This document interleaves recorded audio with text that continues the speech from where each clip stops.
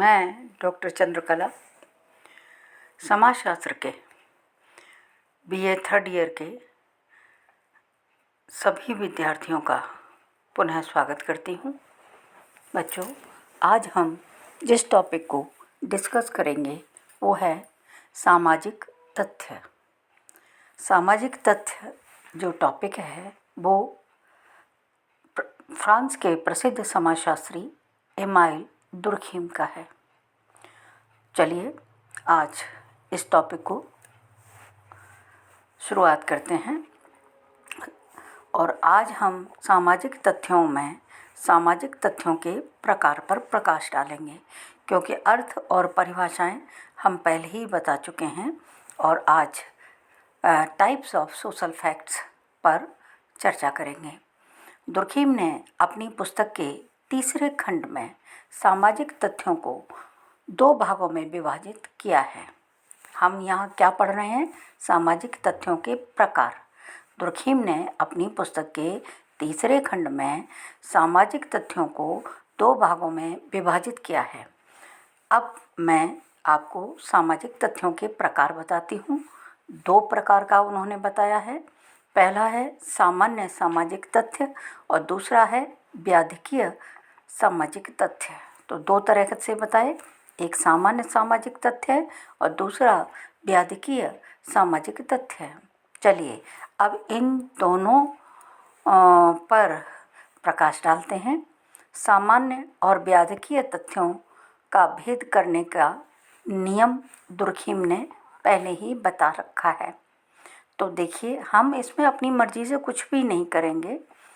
कौन से तथ्य सामान्य हैं, कौन से तथ्य व्याधिकीय हैं, इसका भेद करने का नियम भी किसका है? दुर्खीम का है। तो पहला नियम उन्होंने बताया है व्यापकता, दूसरा नियम बताया है उपयोगिता, तीसरा नियम बताया है घटनाक्रम का नियम और चौथा नियम बताया उन्होंने समाज के विकास का स्तर। इन चारों नियमों को ध्यान में रखते हुए हम इन दोनों प्रकार के सामाजिक तथ्यों पर प्रकाश डालेंगे। अब चलिए संक्षेप में मैं आपको समझाने का प्रयास करती हूँ। पहला देखें, सामान्य सामाजिक तथ्य। ये समाज के स्वीकृत प्रतिमानों के अनुरूप होते हैं, अर्थात इन्हें समाज में स्वीकृति मिली होती है। ये सामाजिक जीवन में के स्वास्थ्य में वृद्धि करते हैं। ठीक है, ये समाज के लिए लाभकारी हैं, सामाजिक स्वास्थ्य के में वृद्धि करने वाले हैं और समाज के स्वीकृत प्रतिमानों के अनुरूप हैं। इसको शरीर के उदाहरण के द्वारा आप समझ सकते हैं। जैसे जब शरीर सामान्य स्थिति में होता है तो वह मौसम से अनुकूलन कर लेता है और स्वस्थ बना रहता है। मौसम से अनुकूलन कर लेगा तो स्वस्थ रहेगा। स्वस्थ अवस्था में रुग्णता, रोग, बीमारी न्यूनतम होती है। ठीक है, बिल्कुल यही स्थिति समाज की है। सामान्य तथ्य अधिक होने पर समाज में अव्यवस्था न्यूनतम होगी। समझ आ गया? जब सामान्य सामाजिक तथ्य अधिक होंगे तो समाज में अव्यवस्था न्यूनतम होगी। तो ये मैंने आपको पहला टॉपिक इसका डिस्कस किया, सामान्य सामाजिक तथ्य। ठीक, अब दूसरा देखते हैं। दूसरा है व्याधिकीय सामाजिक तथ्य।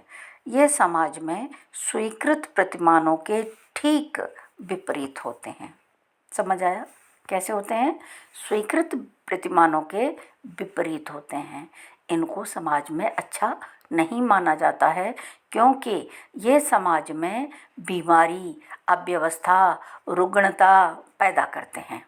ठीक है, ये समाज में रुग्णता पैदा करते हैं, समाज के स्वास्थ्य के लिए बहुत हानिकारक होते हैं। इनमें क्या क्या आएंगे?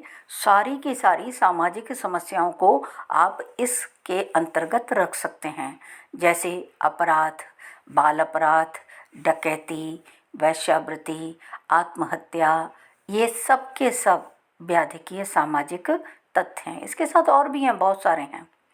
महामारियाँ, है ना, प्राकृतिक आपदाएँ और और भी बहुत सारे, बेरोजगारी, आत्महत्याएं, ये सब इसके अंतर्गत आ जाएंगे। ठीक, अब आगे बढ़ते हैं।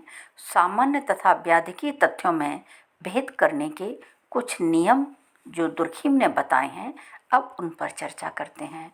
तो मैंने आपको 4 नियम बताए थे: व्यापकता, उपयोगिता, घटनाक्रम का नियम और समाज के विकास का स्तर। अब चलिए, अब इन चारों पर प्रकाश डालते हैं। पहला टॉपिक लेते हैं हम, व्यापकता। ठीक है, व्यापकता वह गुण है, किसी तथ्य को सामान्यता का लक्षण है ये। ठीक है, किसी तथ्य की सामान्यता का लक्षण है। ये अधिकता से पाए जाते हैं। भाई व्यापक होंगे, अधिक पाए जाएंगे और उनमें अपेक्षाकृत परिवर्तन भी कम होते हैं।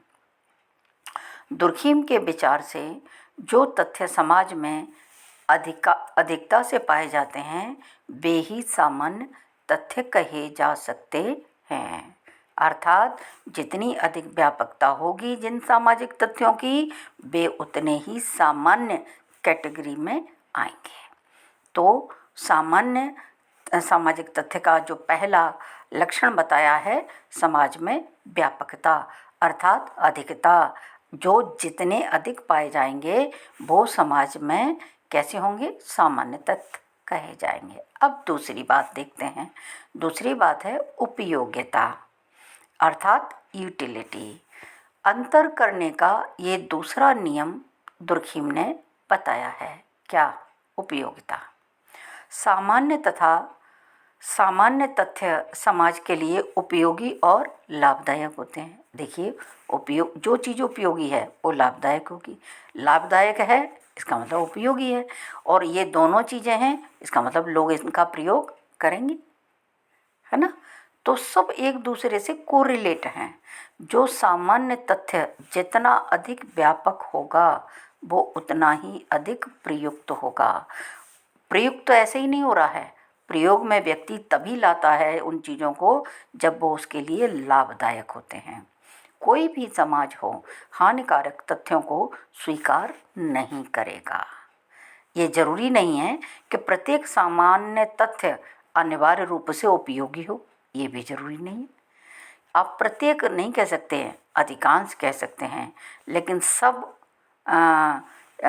सामान्य तथ्य जो हैं अनिवार्य रूप से उपयोगी होंगे ये नहीं कहा जा सकता है। तो मैंने बच्चों आपको 2 नियमों पर प्रकाश डाला है, आप समझाने का प्रयास किया है, जिसमें व्यापकता है और उपयोगिता है।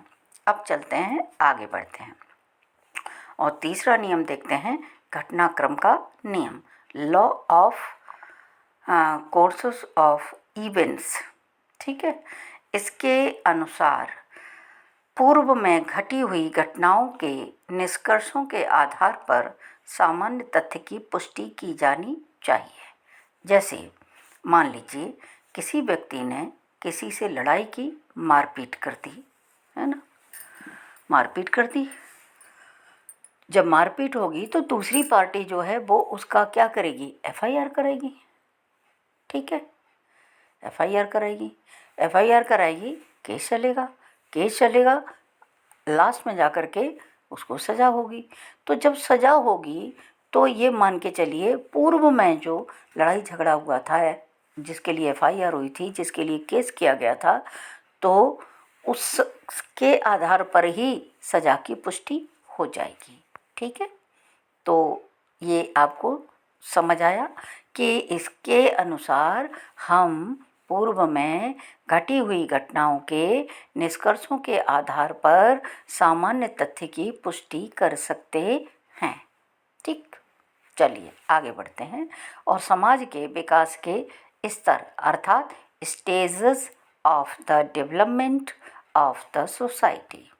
ठीक, जिस समाज का अध्ययन हम कर रहे हैं, ठीक है, उसके विकास का स्तर जानना हमारे लिए बहुत ज़रूरी है। हमने अभी आपसे क्या कहा है, हम जिस समाज का अध्ययन कर रहे हैं उसके विकास का स्तर क्या है, ये जानना हमारे लिए बहुत आवश्यक है। वो समाज विकसित है या नहीं है। अर्धविकसित है या आदिम है। हमें इन तीनों स्टेजस को ध्यान में रखना पड़ेगा। विकसित है तो उस हिसाब से हमको अध्ययन करना है, अर्धविकसित है तो उस तरह की टेक्निक लगानी है, और आदिम है तो उसी के अनुसार हमको अध्ययन करना पड़ेगा। जैसा समाज वैसे ही उसके सामान्य और व्याधिकीय तथ्यों के रूप दिखाई देंगे आपको। बात समझ आई? जैसा समाज होगा, विकसित होगा, तो उसके सामान्य तथ्य और व्याधिकीय तथ्य उसी तरह के होंगे। अर्धविकसित होगा तो उसके सामान्य और व्याधिकीय तथ्य उस तरह के होंगे, और आदिम होगा तो 100% उसके सामान्य और व्याधिकीय तथ्य आदिम समाज जैसे होंगे। इसके लिए दुर्खिम समाज के प्रकारों के विवेचन पर बल देते हैं। तो हम नेक्स्ट में समाज के प्रकारों पर चर्चा करेंगे। अभी हमने किसका किया है? अभी हमने चर्चा की है आपके सामाजिक तथ्यों के प्रकारों पर, और इसको भली भांति समझने के लिए नेक्स्ट में जो कल हम टॉपिक लेने वाले हैं उसके लिए हम क्या करेंगे? समाज के प्रकारों पर विवेचन करेंगे, अर्थात उनकी व्याख्या करेंगे। तो चलिए, मैंने आपको आज ये टॉपिक यानी सामाजिक तथ्य के प्रकार जो 2 भागों में बताए थे, सामान्य और व्याधिकीय, और इन दोनों में अंतर करने के लिए मैंने आपको 4 नियम बताए हैं: व्यापकता, उपयोगिता, घटनाक्रम का नियम और समाज के विकास के स्तर। मुझे उम्मीद है कि आपको ये टॉपिक समझ आया होगा। फिर भी अगर आपकी कोई भी क्वेरी है, कोई भी चीज़ इसमें आपको समझ नहीं आई है, तो आप मुझे मेरे मोबाइल पर कांटेक्ट कर सकते हैं। मेरे ईमेल आईडी पर अपनी प्रॉब्लम लिख करके भेज सकते हैं, है ना, और व्हाट्सएप ग्रुप पर भी आप मुझसे चैट कर सकते हैं। तो मेरी कोशिश होगी कि मैं आपको आपकी समस्या का समाधान दे सकूं। ठीक है, थैंक यू वेरी मच, और कल मिलते हैं समाज के प्रकारों पर चर्चा करने के लिए। ओके।